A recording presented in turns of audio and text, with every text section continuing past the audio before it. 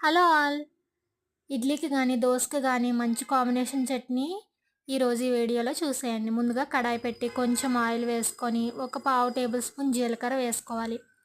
ఇప్పుడు ఒక 6 మిర్చి ఇలా చిన్న ముక్కలుగా కట్ చేసుకొని వేసుకోవాలి. మిర్చి కొంచెం దోరగా ఫ్రై అయితే సరిపోతుంది.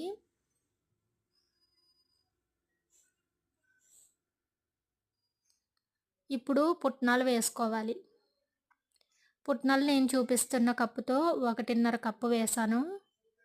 ఇది మామూలుగా టీ గ్లాస్ ఉంటుంది కదా, ఆ క్వాంటిటీ ఉంటుంది అన్నమాట. పుట్నాలని బాగా వేయించుకోవాలి.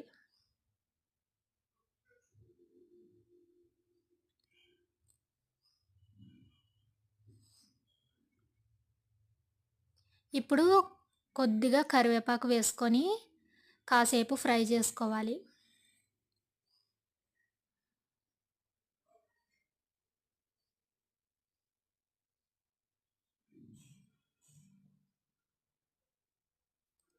పుట్నాలు దోరగానే ఫ్రై చేసుకోవాలి, మాడిపోకుండా చూసుకోవాలి.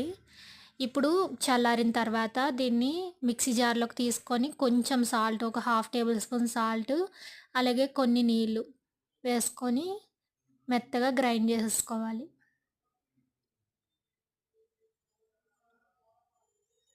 ఇప్పుడు కడాయిలో కొంచెం ఆయిల్ వేసుకొని ఇందులో మళ్ళీ ఒక పావు టేబుల్ స్పూన్ సరిపడగా ఆవాలు, జీలకర్ర వేసుకొని అవి కాసేపు ఫ్రై అయ్యాక ఒక 4 ఎండుమిరపకాయలు ఇలా చిన్న ముక్కలుగా వేసుకోవాలి.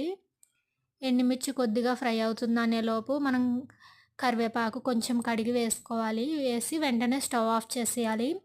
ఆ వేడికి ఇవన్నీ కూడా బాగా ఫ్రై అయిపోతాయి. ఇప్పుడు మనం గ్రైండ్ చేసి పెట్టుకున్న చట్నీలో వేసుకుంటే super delicious tasty chutney ready అయిపోతుంది. పుట్నాల చట్నీ చాలా బాగుంటుంది. ఈ విధంగా ట్రై చేయండి. ఇడ్లీలోకి కానీ దోశలోకి కానీ చాలా టేస్టీగా ఉంటుంది. మరిన్ని ఇలాంటి వీడియోస్ కోసం ఛానల్ని సబ్స్క్రైబ్ చేయండి. అండ్ వీడియో నచ్చితే లైక్ చేసి, షేర్ చేసి, కమెంట్ చేయండి. బాయ్.